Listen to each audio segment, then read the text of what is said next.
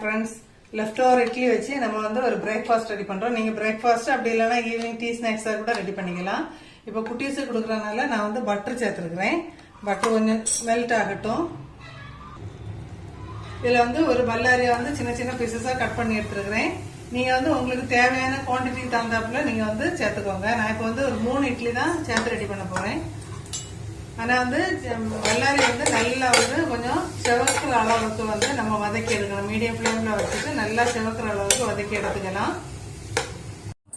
இதே மெத்தடில் நீங்கள் ட்ரை பண்ணுறதுக்கு இட்லியை வந்து கொஞ்சம் பெரிய பீசஸாக கட் பண்ணி எண்ணெயில் ஃப்ரை பண்ணி செய்கிறதா கூட செய்யலாம். நான் வந்து எண்ணெயில் ஃப்ரை பண்ணி எடுக்கலை. அது வந்து நமக்கு ஆயிலும் வேஸ்ட்டு, அந்தளவுக்கு எண்ணெய் சேர்த்து சாப்பிட்றதுக்கு வந்து ஒரு மாதிரி திரட்டின போல் இருக்கும். அதனால் வந்து இதை போல் கொஞ்சம் குட்டி குட்டி பீசஸாக கட் பண்ணி எடுத்துக்கோங்க. இதே போல் சின்ன சின்ன பீசஸாக நம்ம கட் பண்ணி எடுத்துகிட்டு பார்க்கலாம். இப்போ ஆனியன் வந்து இந்த அளவு சேர்க்கிற அளவுக்கு நல்லா வதக்கி எடுத்துக்கோங்க. இப்போ நம்ம கட் பண்ணி வச்சிருந்த இட்லியை வந்து இதில் சேர்த்துடலாம். சேர்த்துட்டு எல்லாம் நல்லா மிக்ஸ் ஆகிற டைமில் வந்து உங்களுக்கு என்ன மசாலா பிடிக்கும் அப்படின்னா, இட்லி பொடி பிடிக்கும் அப்படின்னு சொன்னால் இட்லி பொடி சேர்த்துக்கோங்க. அப்படி இல்லைன்னா சிக்கன் மசாலா அந்த மாதிரி ஏதாவது சேர்த்துக்கோங்க.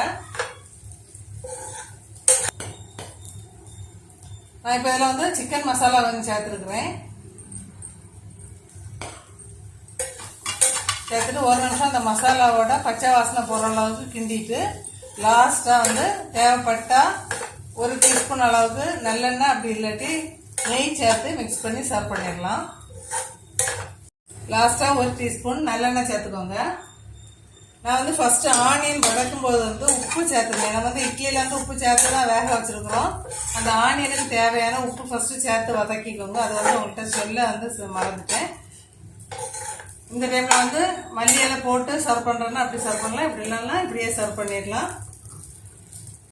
எப்பவுமே வெறுமா இட்லி தோசை சாப்பிட்டு போர் அடிச்சு இருக்கிறதுக்கு இந்த மெத்தட்ல ஒரு ட்ரை பண்ணி பார்த்துட்டு மறக்காம கமெண்ட் பண்ணுங்க ஃப்ரெண்ட்ஸ்.